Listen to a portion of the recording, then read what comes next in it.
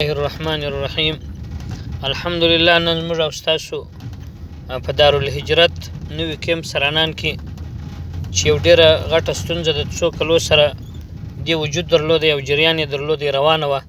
الحمدلله هغه نن زموږ د کیمپ د علماو په مشرۍ سره چې د هغه قیادت مفتي صاحب کوي، مفتي عبدالولي یا مفتي ولی جان صاحب کوي، د دې قیادت د هغه په مشرۍ سره او زموږ د قومي مشرانو او ظاهر پښتون او نور داسې علما کرامو او قومي مشرانو په ګډون باندې الحمدلله د دوو قومو په مابینځ کې چې د چوکازۍ قبیلې او د اخترخیلو قبیلې په مابینځ کې کومه ستونزه وه، الحمدلله هغه نن د علماو په مشورې سره، د علماو په ډیرو کوششو سره، په جدوجهد سره هغه الحمدلله نن پای ته ورسېدل.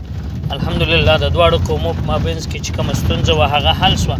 الله پاک د دواړو طرفو ته، علما کرامو ته او قومي سپین ږیرو ته او دغه رقم د ملک پاکستان د ګورنمنټ د طرفه سره چې له موږ سره په هغه کې ملک عنایت شمس صاحب او نور داسې ملګري وه چې هغو شرکت کړی و، د هغو په کوششو سره هغه مسله حل شوه.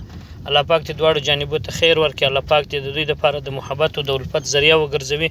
د علماو ته الله پاک مزید نور توفیق ورکړي چې داسې د خپل کلي او د خپلې علاقې ستونزې هغه په ډېر اسانۍ سره او په ډېر کوشش سره هغه ټولې نورې ستونزې که په کیمپ کې وي هغه هم حل کړي. الله پاک دې دواړو طرف ته خیر ورکړي.